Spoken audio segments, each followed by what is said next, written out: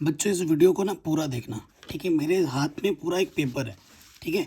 इस पेपर को मैं आपको सॉल्व कर कर सिखाऊंगा और नंबर कैसे लाया जाता है अंग्रेजी में वो भी ट्रिक बताऊंगा, ठीक है। हिंदी मीडियम के हम स्टूडेंट हैं, हमें जितनी आसान हिंदी लगती है ना बेटा, उतनी ही आसान हमारे लिए अंग्रेजी भी होती है, ठीक है। बस माइंड सेट का अंतर है। जैसे हिंदी एक भाषा है वैसे अंग्रेजी भी एक भाषा है। अगर मैं बात करूं, आपका जो पेपर है वो 4 हिस्सों में बटा होता है। पहला एक तो आपका आ जाता है रीडिंग। स्टार्टिंग में आपको फ्री फंड के नंबर मिलते हैं, एक आठ ऐसा एक पैसेज आएगा, उसमें छांट के आपको नंबर लिखने हैं, नंबर लाने हैं, ठीक है। देख रहे पा रहे हैं, ये 10 नंबर का होगा। फिर आपको दो और एक मिलेगा, ठीक है। 2 पैसेज आपको ऐसे मिलते हैं बिना देखे, आपको मतलब अनरीड पैसेज होते हैं, इनके आपको आंसर लिखने होते हैं, ठीक है। 20 नंबर तो यहीं से मिल जाते हैं। फिर नेक्स्ट पोर्शन आपका राइटिंग होता है, जिसमें आपको लेटर लिखने होते हैं। इनफॉर्मल और फॉर्मल दोनों आते हैं, आपकी चॉइस दी जाती है जो आपको अच्छा लगे। उसके बाद आप देख सकते हैं, आपको एक छोटा सा पैसेज किसी के बारे में आर्टिकल लिखना होता है, आपको टॉपिक दिया जाते हैं, उसके बारे में लिख दो।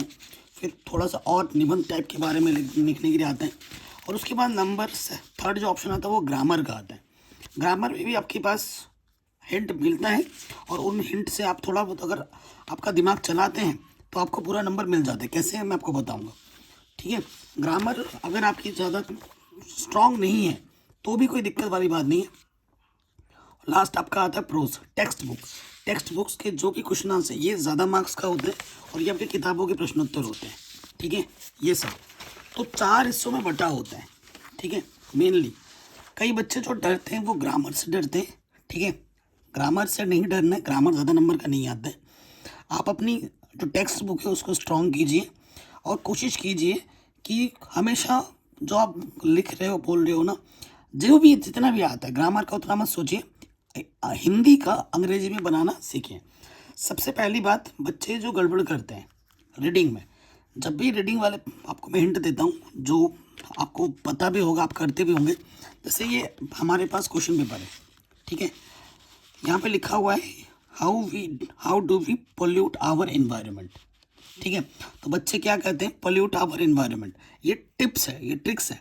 आप क्या करो बेटा, जिनको नहीं आता वो ये करते हैं, जिनको आता है वो ये नहीं करते हैं, ठीक है। तो दोनों चीज़ें ज़रूरी है हमारे लिए। पोल्यूट आवर एनवायरनमेंट, जब भी आपको ये रीडिंग वाला मिले ना, तो आप पहले लाइन बाय लाइन पहले पढ़ो, ठीक है। और समझने की कोशिश करो कि ये पैसेज हमसे क्या कह रहा है, ठीक है। क्या कह रहा है वो समझो। देखिए, today there is a lot of talk about the environment, all nations are coming to an agreement to save earth, like we do pollute the earth, we pollute the water, we also pollute the subtle environment through our negative feelings and emotions, ठीक है। सो पहला question आपसे क्या बोला गया है इस question में, how do we pollute our environment. हमने पोल्यूट किस तरीके से क्या किया है, हमने कैसे पोल्यूट किया, अर्थ को पोल्यूट किया है, वाटर को पोल्यूट किया है, ठीक है। इन्वायरमेंट को पोल्यूट किया through our negative feelings and emotions, ठीक है। जब इसका आंसर लिखना है बेटा, ठीक है। मैंने एक वीडियो अलग से बनाई है कि अंग्रेजी की कॉपी कैसे लिखी जाती है, टॉपर का आंसर शीट आपके साथ शेयर किया, वो ज़रूर देखना। तो इसका जो आंसर होगा, ठीक है, यहाँ पर मैं आंसर लिख रहा हूँ। आंसर क्या होगा देखो बच्चों, यहाँ पे लिखा जाएगा, ठीक है, वी पोल्यूट, ठीक है। यहाँ लिखना होगा प्रॉपर, वी पोल्यूट। बच्चे क्या करते हैं वो भी बता दो, जो मिस्टेक बच्चे करते हैं। यहाँ लिखा है how do we pollute our environment, तो तुमने कैसे पोल्यूट किया, तुमने कैसे प्रदूषित किया, ये आपसे पूछ रहा है ना। तो कौन प्रदूषित कर रहा है, हम प्रदूषित कर रहे हैं ना। तो यहाँ हम मतलब वी से स्टार्ट होगा, वी पोल्यूट आवर एनवायरनमेंट। जब भी लिखोगे स्पेलिंग मिस्टेक नहीं होनी चाहिए, साफ साफ लिखना है। थोड़ा दूर दूर लिखोगे, ठीक है। इन्वायरमेंट, स्पेलिंग मिस्टेक नहीं होनी चाहिए, ठीक है। राइटिंग पे भी ध्यान देना है। Environment through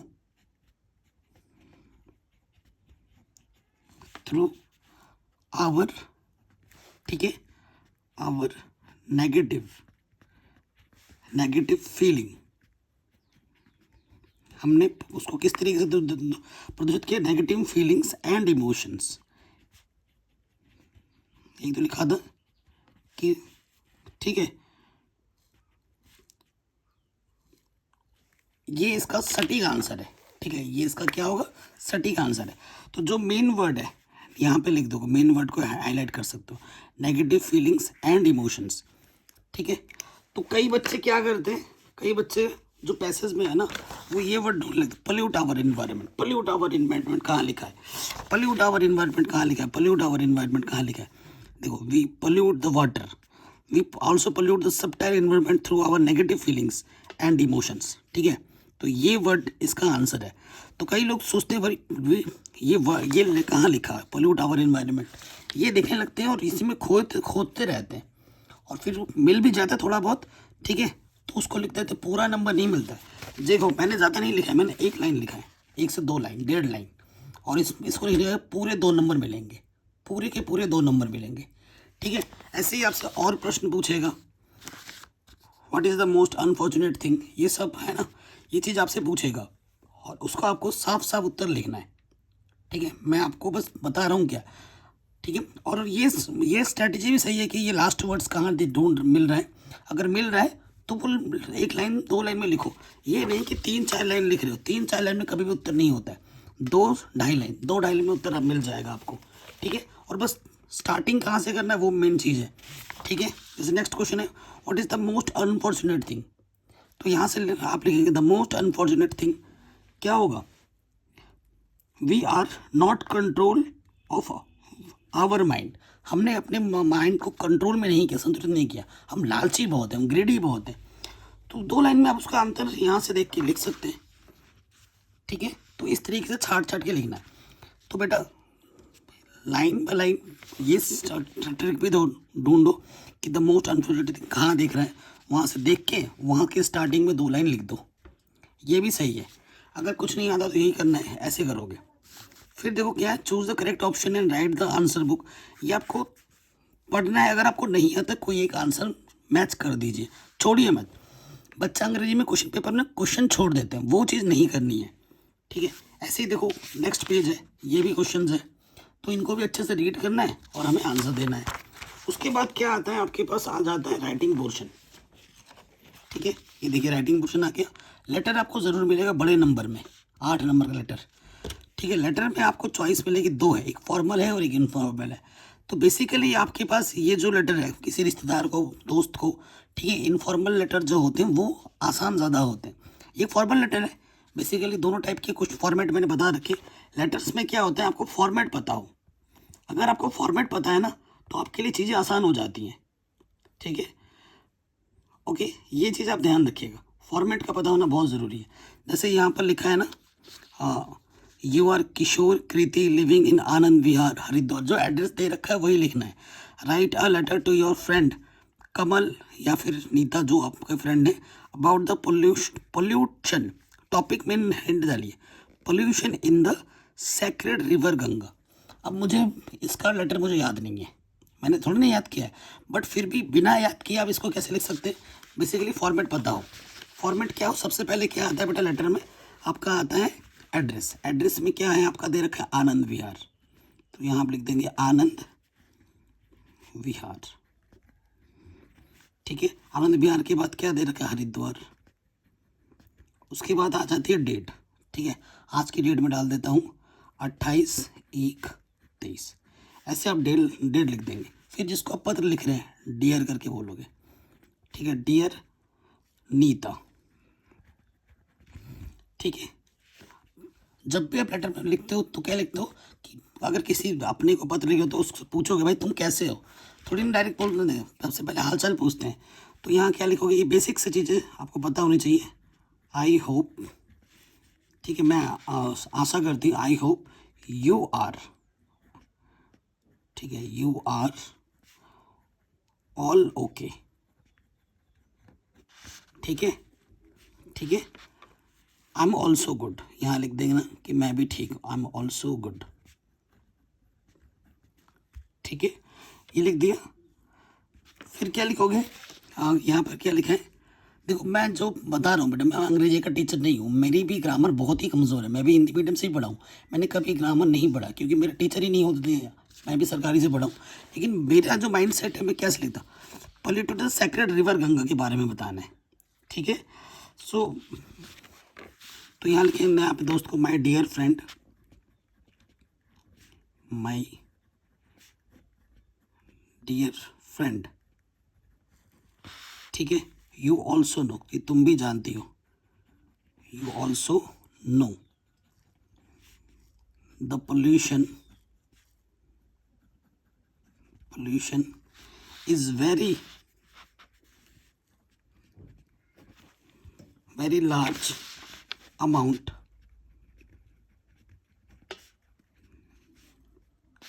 in the earth, ठीक है, it is also affect, ठीक है, it is also affect our, ठीक है, होली गंगा, पवित्र है ना गंगा, ये चीज हो गई।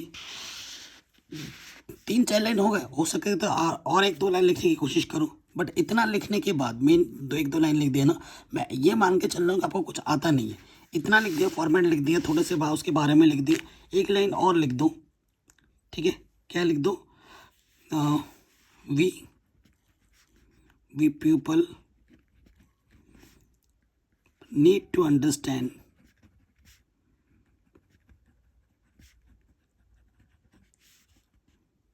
that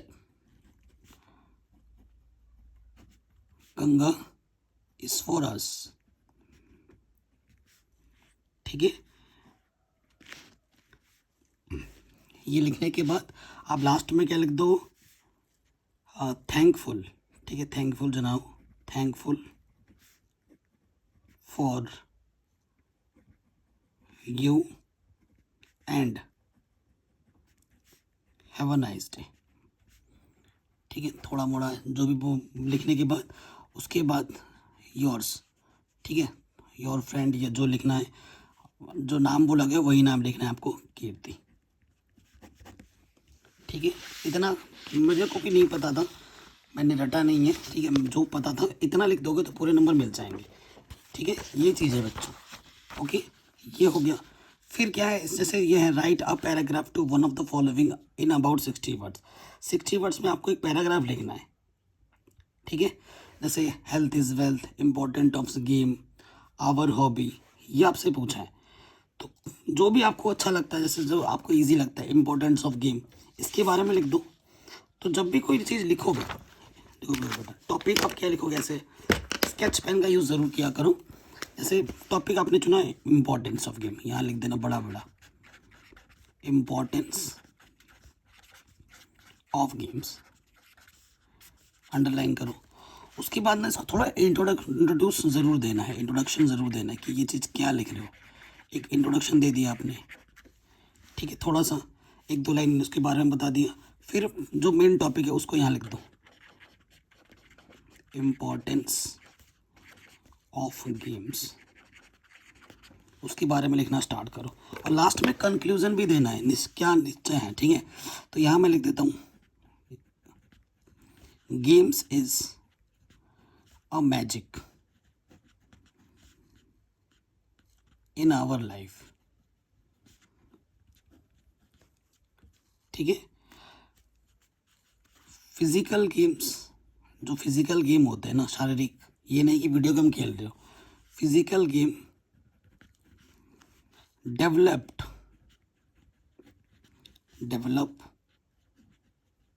your body and mental health, ठीक है, इतना लिख दिया। अब उसके बाद देखो इम्पोर्टेंस गेम्स के बारे में क्या है, जो गेम होता है, game change our mood and just you bore any work then game help you to fresh, ठीक है, game is to provide physical and mental health, ठीक है, इतना जो यहाँ पे लिखा, 1-2 लाइन यहाँ पे भी लिख सकते हो। लास्ट में कंक्लूजन ज़रूर दे दो, कंक्लूजन ज़रूर दिया करो, यहाँ पर फिर रंग है, यहाँ लिख दोगे कंक्लूजन हेडिंग से, ठीक है, निश्चय क्या लिखा लास्ट में लिख दो, in the above conversation we conclude that the game is very important for our health and our life, ठीक है, ये चीज़ आप अंग्रेजी में लिख दो, ओके। थोड़ा बहुत छोड़ना नहीं है क्वेश्चन, आपसे ये रिक्वेस्ट है बेटा, क्वेश्चन को नहीं छोड़ना है। उसके बाद अगला क्वेश्चन है, देखो, on the basis of the hints given below right a paragraph in 18 words on a cricket match. एक क्रिकेट मैच है, कुछ हिंट दिए गए हैं, जैसे कि टॉस होता है, ठीक है, टॉस में हारा जीता जाता है, डिसाइड्स टू बैट, तो दो टीम होती है, टॉस करेगी कोई टीम, ए टीम बी टीम ने टॉस जीता, टॉस जीत के बैट करने का फैसला किया, इतने ओवर हुए, इतने स्कोर हुए, इस ये जीता, मैच बहुत एक्साइटिंग था, इतने ओवर्स में रन बने, इतने ये हो, अपने शब्दों में लिख दो, 8 नंबर आपको मिल जाएंगे, ठीक है। तो छोड़ना नहीं है, कहने का मतलब है। उसके बाद देखो ग्रामर का ग्रामर पोर्शन में आ जाओ। ये जो ग्रामर पोर्शन है, ठीक है, fill in the blanks with the correct form of non finites in the given bracket. हम ये मान के चल रहे हैं आपको नहीं आता है, ठीक है, ये चीज़ आपको बिल्कुल नहीं आती, क्योंकि वीडियो का टाइटल ही यही है हमारा, ठीक है ना, कि अगर ना आए तो कैसे क्या करना है, यही तो है टाइटल है हमारा। ये तो नहीं कि सबको आता है, अगर आप थोड़े कमज़ोर विद्यार्थी तभी इस वीडियो को आप देख रहे हो। तो जो भी है ना, स्विम है, तो इसका करेक्ट वर्ड क्या हुआ, स्विम, स्विमिंग, ऐसे करके जो भी है ना, आपके मन में जो भी आ रहा है, जैसे इसका आंसर होगा स्विमिंग, तो स्विमिंग डाल दो, ठीक है। You are too young climb this tree, तो यहाँ लिख दोगे, यहाँ पे टू यंग, यहाँ पे क्लाइंब आ जाएगा, यहाँ पर सिंग का क्या लिख दो, सिंगिंग लिख दो, यहाँ ड्राउन है तो ड्राउंड लिख दो, जो आपके मन में करेक्ट कर रहा है। तो छोड़ना नहीं है, जो भी आ रहा है लिख देना है आपके मन से, ठीक है। ग्रामर ज़्यादा नंबर का नहीं आता है, तो सबसे मेन इम्पॉर्टेंट है बेटा आपके लिए, ठीक है। सबसे ज़्यादा मैं जिस पे मेहनत करता था बेटा, वो होती थी टेक्स्ट बुक। अगर आप टेक्स्ट बुक पे मेहनत कर रहे हो तो आपका कॉन्फिडेंस अंग्रेजी में और बढ़ेगा। टेक्स्ट बुक का मतलब जो जैसे लेंचो वाला चैप्टर है, मंडेला वाला चैप्टर है, आपके पोइट्री वाले चैप्टर हैं, फुटप्रिंट्स विदाउट फीट जो आ रहे हैं ना, उनके क्वेश्चन आंसर पढ़िए, उसकी स्टोरी को जानिए, ठीक है। जो पोएम होती है उसका सेंट्रल आइडिया क्या है, पोएम को किसने लिखा, ठीक है। तो क्वेश्चन आंसर्स को याद करने से ना, जैसे ये वाला क्वेश्चन है, ये पैराग्राफ आया, इस पर बेस्ड क्वेश्चन छांटने हैं, ये आपकी किताब के क्वेश्चन है, आपको तुरंत आपके मन में आ जाएंगे, ठीक है। जैसे ये वाले क्वेश्चन हैं, answer the following question in about 80 words, ठीक है। मतलब 80 वर्ड्स का मतलब यही होता है कि एक page. Do you feel sympathy with Lencho, describe the simplicity and innocence from the story of a letter a God.